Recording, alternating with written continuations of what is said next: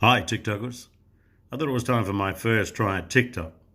And since I'm a fan of the old Australian limerick, I thought I'd have a shot at the man from Ironbark. It was a man from Ironbark who struck the Sydney town. He wandered over street and park, he wandered up and down. He loitered here, he loitered there, till he was like to drop. Until at last, in sheer despair, he sought the barber shop. "Here, shave my beard and whiskers off, I'll be a man of mark.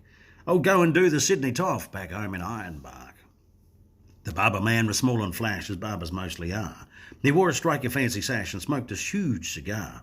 He was a humorist of note and keen at repartee, and he laid the odds had kept a tote, whatever that may be.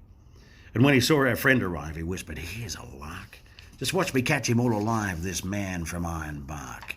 There were some gilded youths that sat along the barber's wall. Their eyes were dull, their heads were flat, they had no brains at all. To them the barber passed a wink, his dexter eyelid shut. "I'll make this bloomin' yokel think his bloomin' throat is cut." As he soaped and rubbed it in, he made a rude remark. "I suppose the flats is pretty green back home in Ironbark." A grunt was all reply he got. He shaved the bushman's chin, and then he made the water boiling hot and dipped the razor in. He raised his hand, his brow grew black. He paused a while to gloat, and then he slashed the red-hot razor back across the victim's throat. Upon the newly shaven skin it made a livid mark. No doubt it fairly took him in, the man from Ironbark. He fetched a wild up-country yell that might wake the dead to hear, and though his throat he knew full well was cut from ear to ear, he struggled gamely to his feet and faced the murderous foe. "You've done for me, you dog. I'm beat, but one hit before I go. I only wish I had a knife, you blessed murdering shark, but you'll remember all your life the man from Ironbark."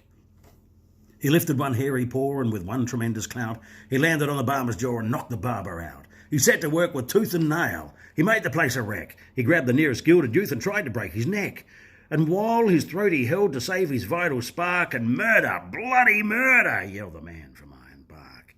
A peeler man who heard the din came in to see the show. He tried to run the bushman in, but he refused to go. And when at last the barber spoke and said, "'Twas all in fun, was just a little harmless joke, a trifle overdone."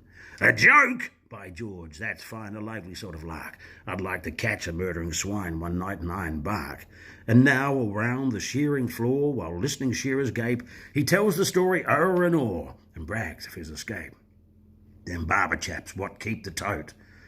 By George, I've had enough. One tried to cut my bloomin' throat. Thank the Lord it's tough.